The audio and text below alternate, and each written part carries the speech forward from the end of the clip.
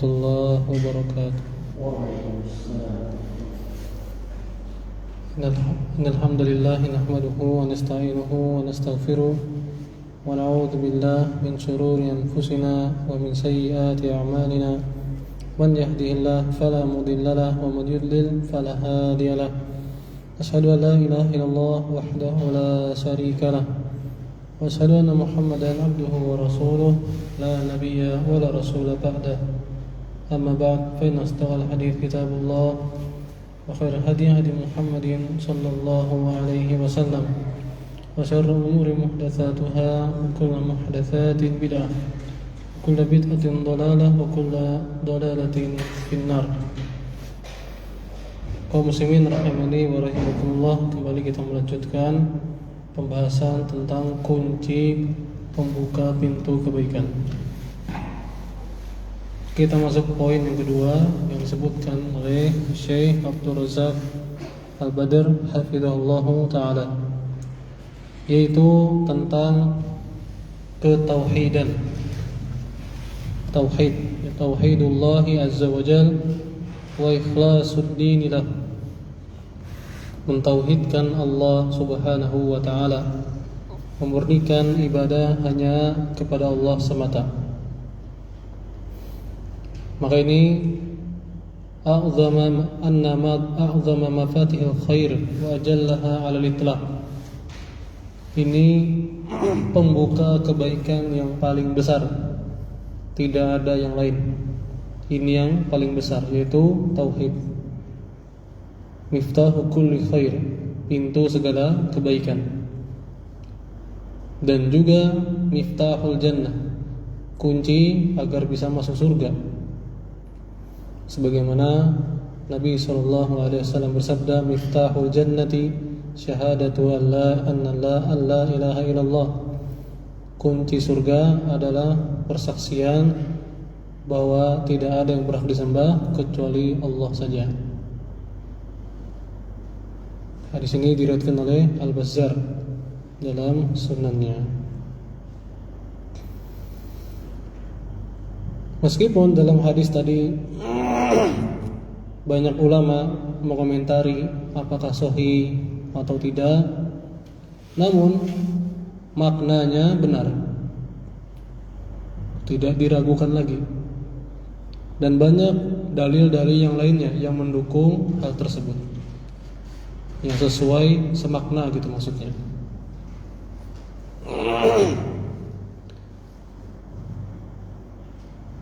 Di antara yang paling nampak sekali adalah yang diriwayatkan oleh Muslim rahimahullah, hadis Umar bin Al-Khattab radhiyallahu anhu, bahwa Nabi SAW bersabda, "Ma min 'abdin yatawaddau fayublighul wudu au fayusbighul wudu." Tidaklah seorang hamba berwudu dan disempurnakan wudunya, kemudian setelah itu dia berdoa atau mengucapkan asyhadu an la ilaha illallah wa anna Muhammadan abduhu wa rasuluh. Dia mengucapkan dua kalimat syahadat setelah selesai berwudu dengan sempurna. Illa futtihat lahu abwabul jannati ats-tsamaniyati yadkhulu min ayyiha syaa. Melainkan keutamaannya adalah dibukakan baginya pintu-pintu surga yang 8 itu, dia terserah mau masuk lewat mana saja. Maka pintu-pintu surga tadi terbuka dengan ucapan dua kalimat syahadat.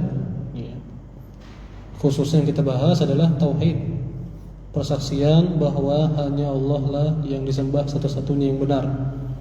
Adapun sesembahan-sesembahan yang lain adalah sesembahan yang batil. Sekali lagi, tauhid adalah kunci surga. Yang tidak membawa kunci ini, itu tauhid, maka dia tidak akan masuk surga. Allah Subhanahu wa taala berfirman tentang orang-orang kafir. Di sini juga faedahnya adalah agar kita bersyukur menjadi seorang muslim. Dan semoga Allah istiqomahkan kita sampai meninggal dunia di atas Islam. Allah Subhanahu wa taala berfirman di surah Al-A'raf ayat 40 tentang orang-orang kafir, la tufattahu lahum abwabus sama wa la yadkhuluna al-jannata hatta yarijal jamalu fi sammil khiyat. Tidak dibukakan untuk mereka pintu-pintu langit dan mereka tidak akan masuk surga. Sampai kapan? Sampai onta bisa masuk ke lubang jarum. Artinya mustahil. Mustahil orang kafir masuk surga. Sebagaimana mustahilnya onta masuk ke lubang jarum. Nabi SAW bersabda, la yadkhulul jannata illa nafsun mu'minah. Tidak akan masuk surga kecuali jiwa yang beriman, yang bertauhid, yang ibadahnya, penghambaannya hanya kepada Allah saja, yang ikhlas, yang berusaha ikhlas, tidak ada syirik sama sekali, syirik besar atau syirik kecil. Syirik besar seperti meminta kepada selain Allah, meminta tolong kepada mayit, jimat, dukun, sihir, dan seterusnya. Demikian pula tidak syirik kecil seperti riya, sum'ah. Nah, wala ilaha illallah hiya kalimatut tauhid. Kalimat tauhid adalah la ilaha illallah. Itulah kunci surga.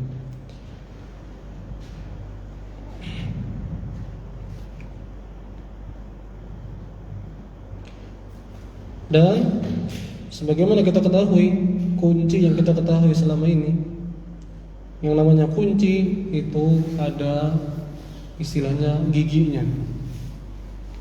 Kata sekarang ya ada passwordnya sendiri istilahnya gitu ya. Ada kodenya sendiri, ada sensornya sendiri untuk bisa kebuka. Ya. Yang dimana kalau nggak sesuai tidak akan terbuka pintu tersebut. Ya.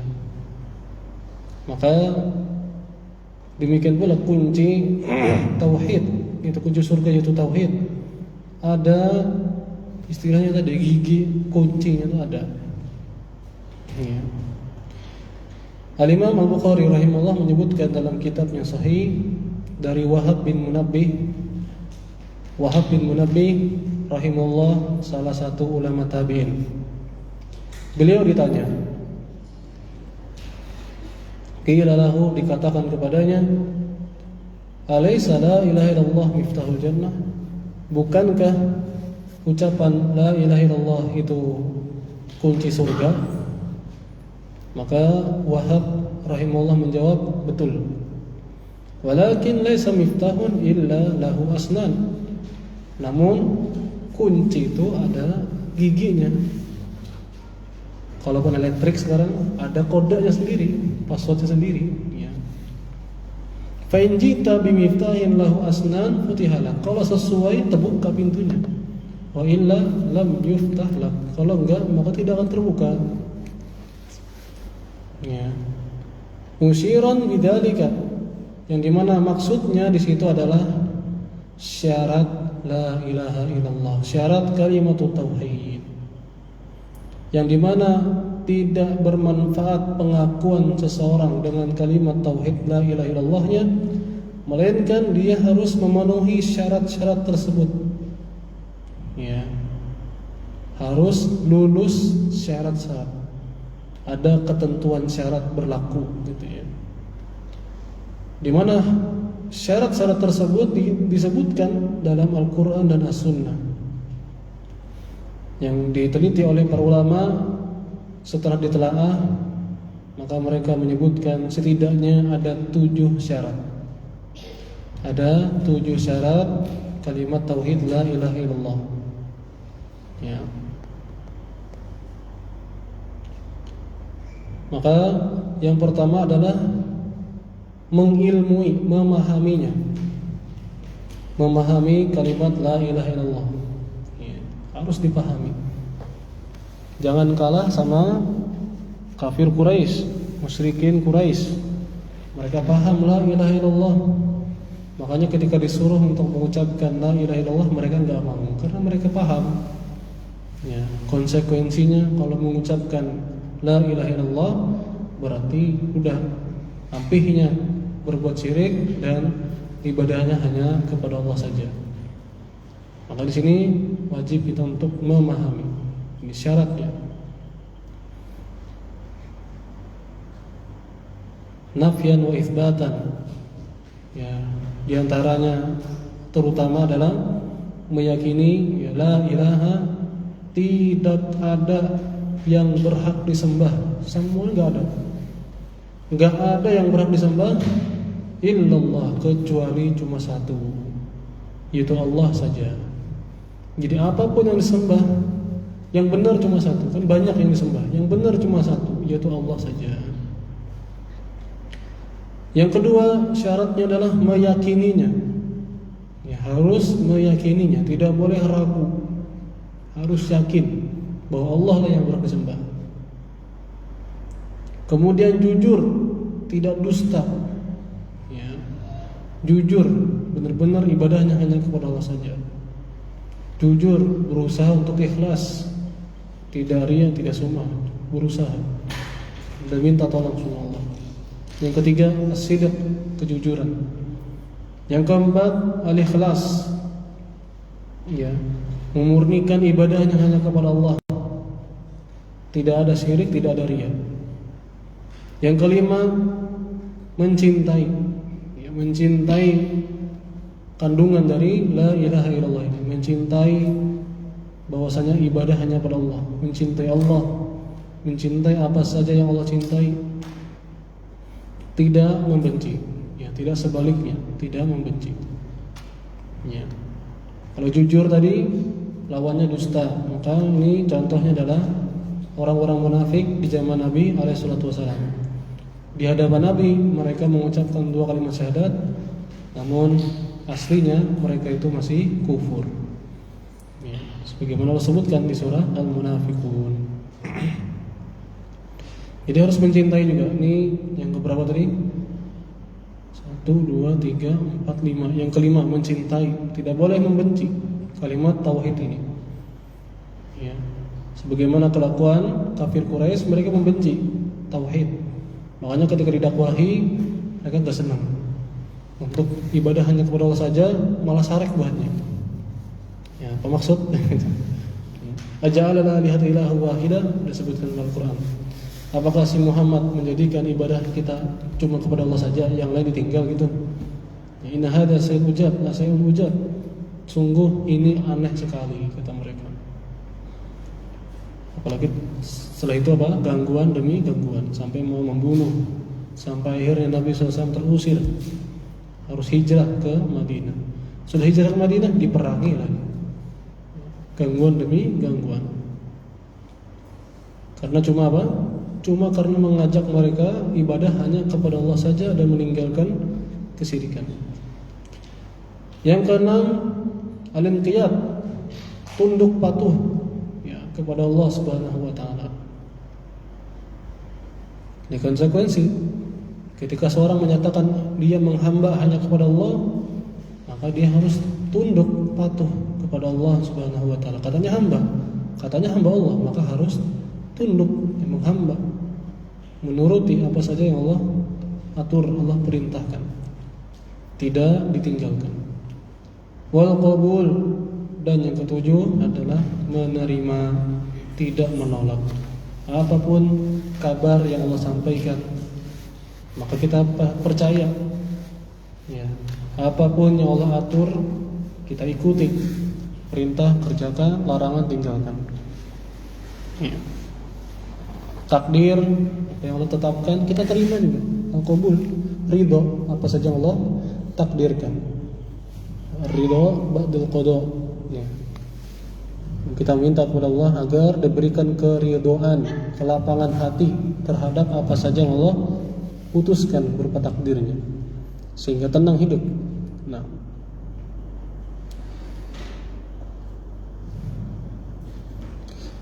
maka itulah ya syarat la ilaha illallah. Syarat sah la ilaha illallah.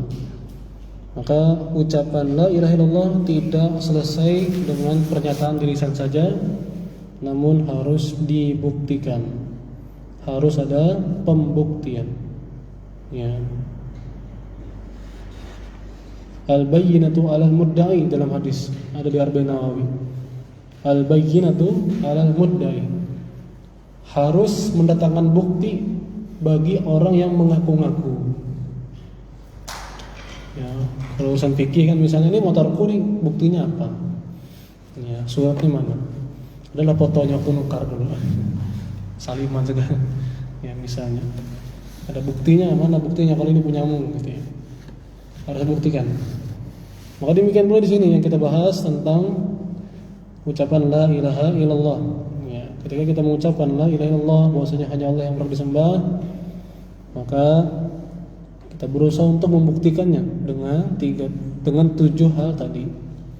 Dengan kita semangat memahaminya dan seterusnya tadi. Ya. Maka ini kata Syekh, wajib bagi orang yang ingin menjadi pembuka kebaikan untuk dirinya dan juga untuk orang lain, untuk dia menegakkan tauhid ini, untuk ikhlas, ya. Wa an yakuna mubtaghiyan fi a'malihi wa ta'atihi wa qurbatihi kulliha wajh Allah azza wa jalla. Hendaklah dia segala amal solehnya, entah ibadah, sholat, puasa, sedekah, zakat, umroh, haji, seterusnya, yang dia cari adalah nilai dari Allah, mencari keutamaan untuk bisa melihat wajah Allah di surga. Hendaklah itu. Maka hendaklah kita mengatur niat kita. Demikian pula urusan duniawi.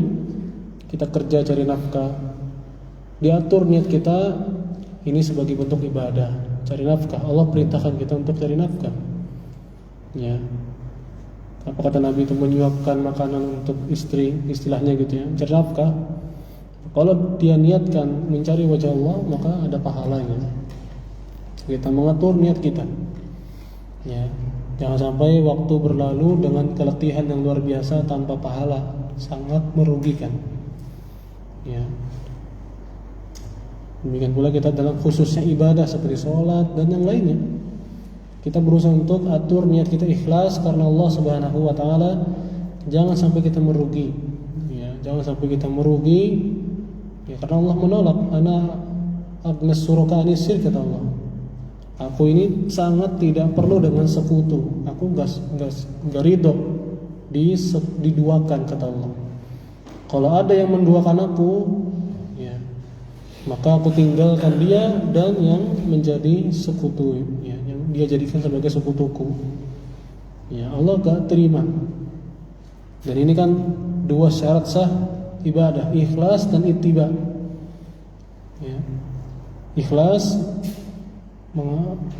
mencari ridha Allah Subhanahu wa taala, ingin melihat wajah Allah, dan tata caranya benar sesuai dengan petunjuk Nabi alaihi salatu wasallam. Maka khususnya momen-momen ini Ramadan, kita harus belajar lagi, murojaah lagi, dibaca lagi buku-buku ya sesuai Al-Qur'an dan As-Sunnah dengan pemahaman salafus saleh, para sahabat tentang khususnya tentang Ramadan. Kita murojaah lagi. Ya. Demikian pula selain ibadah secara hubungan dengan Allah, salat dan seterusnya, salat, puasa, ya, petunjuk yang sesuai petunjuk Nabi dan ikhlas. Demikian pula ketika kita berinteraksi dengan manusia, berbuat baik, berbakti kepada orang tua, kepada istri, kepada anak dan kepada yang lainnya, maka berusaha untuk kita atur niat kita, ini cari pahala, ini cari pahala, ya, sehingga berpahala. Ya, diniatkan agar diberi pahala oleh Allah Subhanahu wa taala. Misal Allah sebutkan di surah Al-Insan ayat 9. Surah Al-Insan ayat 9, Allah Subhanahu wa taala berfirman, "Innama nut'imukum liwajhillah la nuridu minkum jazaa wala syukura." Sesungguhnya di antara pujian Allah Subhanahu wa taala kepada yang berbuat demikian, yaitu yang dia berkata, sesungguhnya kami memberi makan kepada kalian liwajhillah, hanya ingin melihat wajah Allah, ingin masuk surga, ingin bisa melihat wajah Allah. La nuridu minkum jaza, kami tidak pengen balas dari kalian. Ya, wala syukura, kami tidak pamrih dan tidak pengen diterima kasihi, istilahnya. Enggak ada pengen seperti itu urusanmu. Itu urusanmu. Urusanku adalah aku ini beramal soleh, berupa berbuat baik kepada sesama manusia, diantara dengan memberi makan. Ya.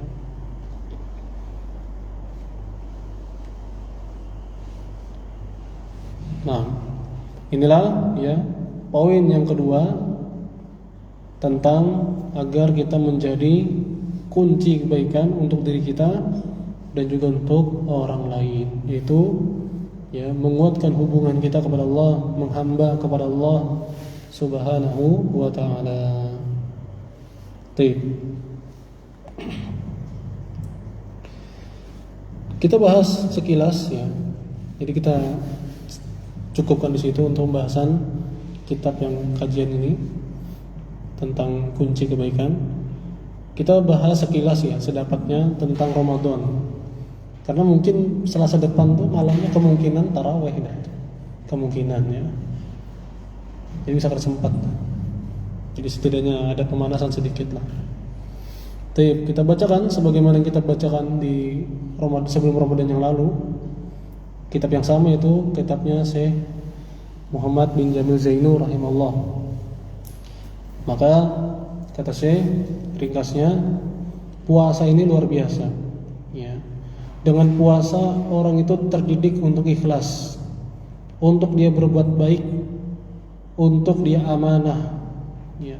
Karena seorang dengan puasa menahan diri dari makan dan minum, dari hal-hal pembatal puasanya, tidaklah dia menahannya, melainkan apa? Merasa diawasi oleh Allah Subhanahu wa taala. Merasa dilihat oleh Allah Subhanahu wa taala. Maka ini diantara keutamaan puasa yang luar biasa. Mendidik seorang agar ikhlas. Mendidik seorang agar ikhlas, agar merasa diawasi oleh Allah Subhanahu wa taala, dan membuat dia lebih kuat untuk meninggalkan dosa. Dia dididik untuk perkara yang halal saja bisa dia tinggalkan, berarti yang haram pun mestinya bisa. Nah, kemudian ya, bahwasanya syariat puasa ini tidak hanya kita umat Nabi Muhammad, tapi umat-umat terdahulu pun juga. Ini dibahas oleh Allah di surah Al-Baqarah ayat 185 sampai 183 sampai 185 yang sudah ulun bacakan tadi salat maghribnya. Jadi Allah wajibkan puasa ini, umat terdahulu pun sudah Allah wajibkan. Ya. Sehingga kita tidak sendirian, kita bersaing istilahnya seperti itu. Ya, dan tujuannya puasa adalah la'allakum tattaqun, agar bertakwa. Ini tujuan utamanya. Ini berarti sukses puasanya. Ketika seorang itu menjalankan ibadah puasa Ramadan khususnya, kemudian takwanya meningkat, maka inilah tujuannya. Maka inilah finishnya. Sukses berarti sudah gitu ya. Lulus berarti. Ya. Ketika setelah Ramadan dia meningkat ketakwaannya kepada Allah Subhanahu wa taala. Ya.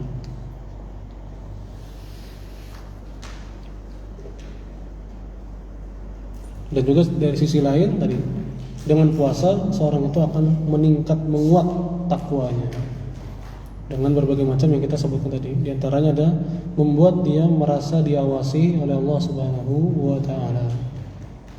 Ya, dan membuat dia lebih kuat untuk melawan hawa nafsunya.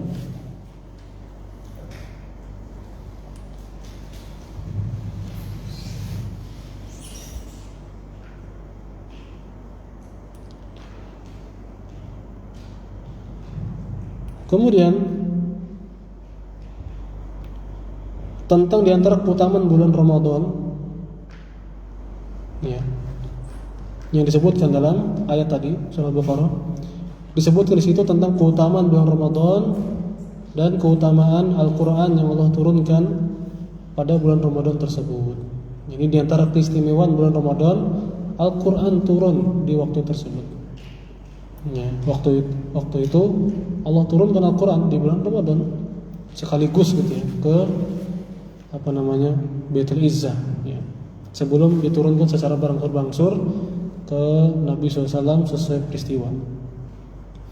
Dan ya turun ya, Allah turunkan unzila fihi Al-Quran kata Allah tadi di surah Al-Baqarah. Yang Allah turunkan pada Ramadan itu Al-Quran. Di antara faedahnya menunjukkan Allah di atas, penegasan Allah itu di atas. Ya, Allah menurunkan Al-Quran ini di bulan Ramadan, menunjukkan Allah di atas. Ya.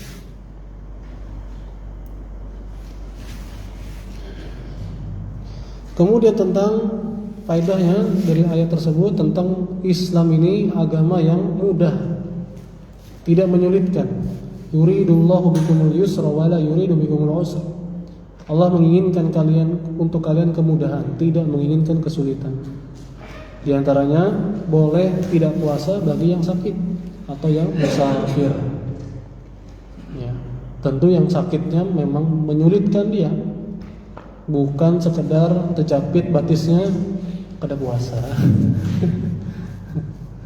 Ya, jadi sakit yang membuat dia nggak bisa puasa, ya, membahayakan dirinya kalau puasa. Taip.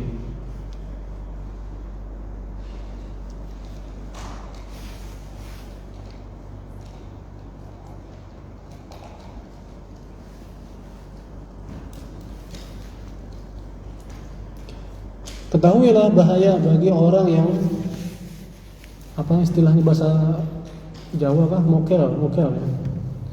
Enggak puasa ya. Enggak ada uzur tapi enggak puasa. Ya. Maka ancamannya disebutkan oleh Nabi SAW, ya, siksanya yaitu disebut dalam hadis Nabi SAW diperlihatkan dan beliau mendengar suara penghuni neraka.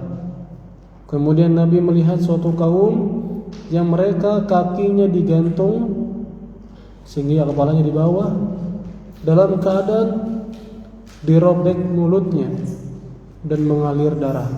Maka Nabi bertanya, siapa mereka? Malaikat menjawab, mereka adalah orang-orang yang berbuka puasa belum pada waktunya. Ya.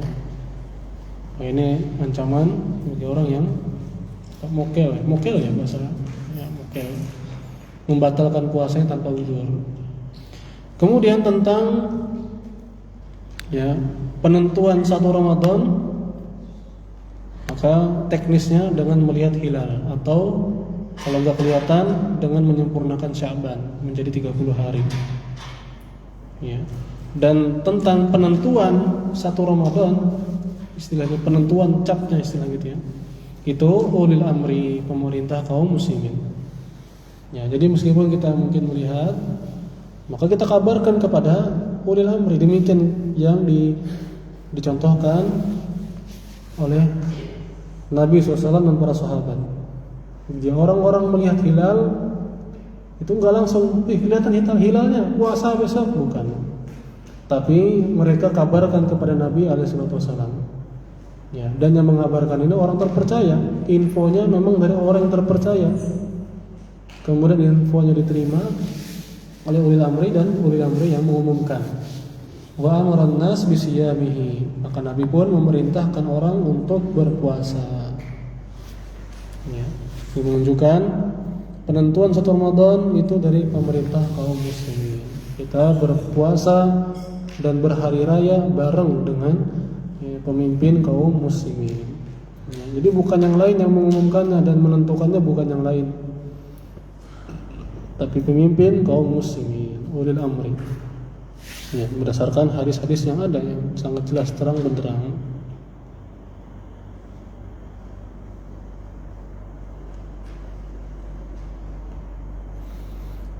Bagaimana kalau pemerintah kaum muslimin keliru? Itu urusan mereka. Urusan kita sebagai kaum muslimin, rakyatnya, yang disebutkan petunjuknya adalah mengikuti ya, dalil, yaitu mengikuti keputusan ulil amri. Ya, dan selain teknisnya tadi sesuai petunjuk Nabi, melihat hilal atau menyempurnakan, kalau nggak kelihatan hilal, menyempurnakan Sya'ban 30 hari. Tidak dengan teknis yang lain, entah itu dengan hisab atau ada lagi katanya yang baru mimpi. Dengan mimpi tunggu dikabari siapa gitu. Tahu siapa? Ada di telepon kan dulu kan, ada yang ditelepon. Ditelepon Allah aja. Ya. Oke. Kemudian mengatur niat. Ya, mengatur niat. Para ulama menjelaskan mengatur niat di malam harinya untuk khusus Ramadan. Di malam hari sebelumnya, ya, malam sebelumnya. Ada juga kata ulama bisa dengan di awal di malam ke-1 sudah ya tarawih itu kan. Itu sudah meniatkan untuk sebulan penuh Ramadan. Atau cari amannya ya tiap malam, dan dibuktikan kan kalau niat itu kan buktinya apa? Dia pengen sahur. Itu bukti kalau dia mau puasa. Intinya adalah meniatkan dari malamnya. Meniatkan dari malamnya. Demikian aturannya yang disebutkan dalam hadis. Ya. Berbeda kalau puasa sunnah. Sebagaimana Nabi SAW, ya, niatnya nggak mesti di malam harinya. Sebagaimana Nabi sudah di waktu duha, istilahnya sudah lewat lah, waktu subuh. Kemudian nanya istrinya ada makanan apa enggak? Enggak ada. Ya udah puasa. Ya udah puasa. Ya. Itu puasa sunnah. Adapun Ramadan maka diniatkan sebelum ini di malam harinya, sebelum terbit fajar, sebelum waktu subuh. Ya. Ini berdasarkan hadis lagi.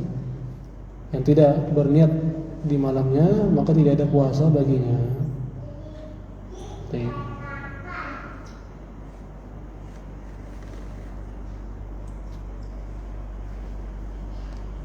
Jadi intinya dia di antara bukti kalau dia berniat adalah dia pengen sahur sih. Walaupun qadarullah misalnya kesiangan bangunnya. Ya, tapi dia sudah ada niat gitu ya. Sudah ada tujuan mau berencana besok puasa. Kemudian tentang keutamaan Ramadan. Kabar gembira istilahnya seperti itu. Kata Nabi SAW, idza dakhala Ramadan, kalau datang Ramadan maka pintu-pintu surga, pintu-pintu langit disebutkan yang lain, pintu-pintu surga dibuka dan pintu-pintu jahanam ditutup dan setan-setan dibelenggu. Kata para ulama, yakni beneran pintu surga dibuka, beneran. Dan pintu neraka benar-benar ditutup. Ini sebagai penghormatan dari Allah terhadap Ramadan, bulan Ramadan. Ada juga ulama bilang ini kiasan, yakni dibuka pintu surga, yakni Allah memudahkan orang-orang untuk melakukan ketaatan di bulan Ramadan, dibikin mudah. Kayak ngikut arus gitu. Kayak kelayangan tuh kebawa angin gitu, ngikut arus. Jadi tiba-tiba semangat dan mudah untuk melakukan ketaatan. Dan ditutupnya pintu neraka, maka kasus kemaksiatan berkurang. Intinya bulan Ramadan adalah kesempatan untuk meninggalkan kemaksiatan dan semangat beribadah, meningkatkan kualitas ibadah kepada Allah Subhanahu wa taala. Tentang dibelenggunya setan, ya, setan diikat ya dengan rantai sehingga mereka tidak leluasa untuk mengganggu manusia dalam ibadahnya di bulan Ramadan. Tidak sehebat di luar Ramadan. Ya. Setan yang mana dibelenggu? Kata para ulama, wallahu alam, ada yang bilang semua setan. Ada yang bilang setan yang mau nguping di langit. Ya. Sehingga dikunci karena apa? Ramadan waktu turunnya Al-Quran. Maka pada waktu itu setan diikat. Ada juga yang bilang yang diikat hanyalah setan-setan yang dedengkotnya, ya, yang bos-bosnya. Mungkin ada pertanyaan, kenapa kok di bulan Ramadan masih ada kemaksiatan? Ya katanya setan dibelenggu. Tapi kalau masih ada maksiat terjadi di bulan Ramadan, ya, maka disebutkan ya, setan hanya benar-benar terbelenggu dari orang yang puasanya sesuai adab. Ya, dia benar-benar perhatian dengan puasanya, memperhatikan kualitas puasanya, maka setan nggak bisa ganggu. Ya, kalau puasanya nggak sempurna, heweh-heweh aja orang. Ya, puasanya cuma sekedar menahan lapar dan haus saja, maka tetap aja dia terpengaruh oleh setan. Kiasannya kata para ulama seperti sholat, inna sholata tanha 'anil fahsya'i wal munkar. Kan sholat katanya dalam Al-Qur'an oleh Allah, sholat itu mencegah seseorang dari perbuatan keji dan munkar. Lah, ini rajin sholatnya orang masih aja maksiat, maka sholatnya kurang benar berarti, ya, kurang khusyuk, ya, atau tidak benar. Ya, intinya kualitas sholatnya berarti kurang. Nah, dan juga jawabannya adalah yang lainnya, sumber maksiat bukan cuma dari setan. Ya, sebagaimana kita bahas tentang penyebab iman itu naik dan turun. Ya, maka yang membuat iman turun bukan cuma setan, yang ada di diri kita aja. Gitu. Al-ammaratu bisu, hawa nafsu, gitu ya. Jiwa yang senantiasa mengajak kepada keburukan. Demikian pula setan yang tidak bisa dibelenggu, setan dari kalangan manusia. Ya, setan dari kalangan manusia itu ada berkeliaran. Ya, itu pun menjadi pengaruh seorang turun imannya.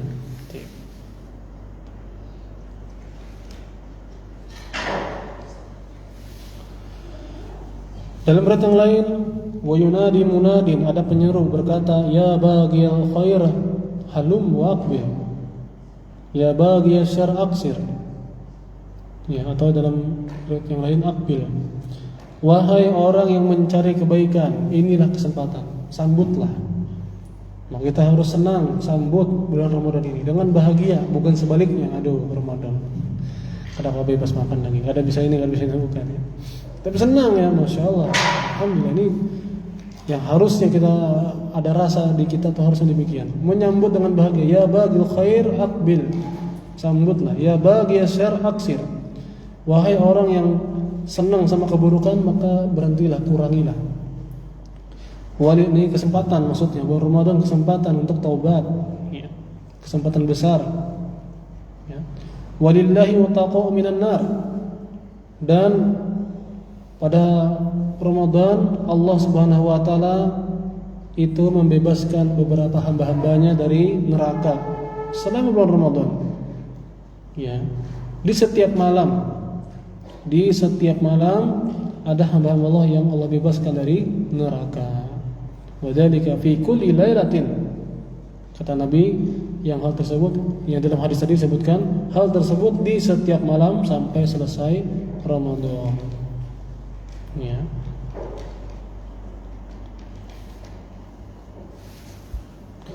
Kemudian juga ingatlah lagi hadis tentang ya yang dimana Nabi SAW mengucapkan amin terhadap doa Jibril alaihissalam, yaitu tentang betapa besar kerugian bagi orang yang Allah berikan kesempatan bisa masuk Ramadan. Ya, semoga kita dimudahkan. Dia dapat bulan Ramadan, tapi ketika bulan Ramadan berlalu dia tidak mendapat ampunan. Ini keterlaluan, gitu ya. Ini kesempatan luar biasa, tapi dia orang ini melalui bulan Ramadan tanpa mendapatkan ampunan. Maka rogi mangan, sungguh rugi, sungguh hina, sungguh celaka bagi orang yang sudah dapat kesempatan untuk maksimal ya di bulan Ramadan, malah dia sia-siakan. Alhamdulillah. Kemudian sedikit lagi disebutkan dalam hadis qudsi, ringkasnya, puasa ini pahalanya tidak ada batasnya, Allah yang tanggung. Ini menunjukkan betapa besar pahala puasa. Ya. Dan juga kan sesuai dengan sabar. Ya. bighairi hisab ya. Orang sabar itu pahalanya tanpa hisab, tanpa ada hitungannya, banyak sekali. Demikian pula kalau kita sambung ke puasa pun demikian. Puasa itu intinya sabar. Sabar mentaati Allah, sabar meninggalkan maksiat, meninggalkan perkara yang membatalkan puasa atau membatalkan pahala puasa. Ya, bisa jadi orang batal pahalanya, enggak dapat pahala. Puasanya sah tapi enggak ada pahalanya. Ya, ketika dia tetap biasa-biasa saja berbuat maksiat atau dia mengucapkan kata-kata kotor gitu ya. Hilang puasa pahalanya. Ya. Sabar deh. Sabar mentaati Allah, sabar meninggalkan maksiat, dan sabar dalam menghadapi takdir berupa apa? Enggak bisa makan, enggak bisa minum, kelaparan. Ya, sabar. Ya. Maka puasa pun mendidik kita untuk menjadi orang yang penyabar. Dan orang yang berpuasa disebutkan dalam hadis qudsi tersebut, dia akan bahagia dengan dua kebahagiaan, yaitu bahagia ketika berbuka puasa, senang sekali gitu ya, lihat baju putih aja senang. Ya. Dan dia berbahagia ketika bertemu Allah Subhanahu wa taala.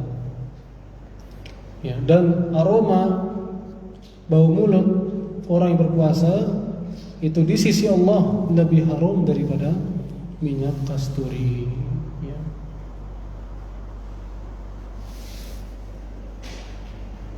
Kemudian ada pintu surga khusus bagi orang yang puasa, itu Ar-Rayyan. Kemudian puasa Ramadan dengan iman dan mengharapkan pahala akan diampuni dosa-dosanya. Ya. Demikian pula dalam hadis riwayat Muslim, puasa sehari saja yang berkualitas, maka dengan hal tersebut Allah akan jauhkan dia dari neraka 70 tahun perjalanan. Ya. Sabaina kharifah. Dan juga puasa itu junnah, perisai dari api neraka di akhirat, dan perisai dari kemaksiatan di kehidupan dunia.